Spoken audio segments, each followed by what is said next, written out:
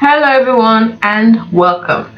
In this video, I'm going to walk you through how to enable or disable virtual reality settings for sites on Opera GX. So let's get started.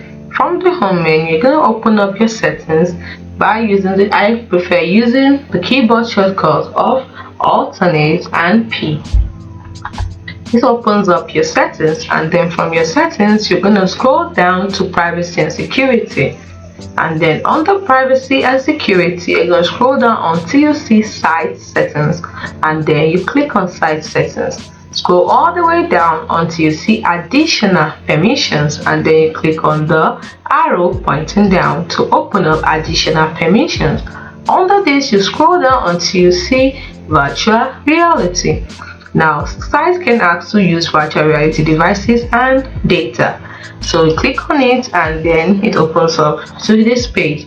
Now, normally sites you ask to use your virtual reality devices and data to let you enter virtual reality sessions.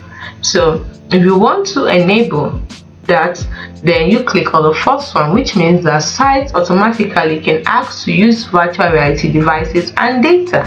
If you want to disable this feature, then you click on this, which means it will not allow sites to use virtual reality devices or data. It's as simple as that.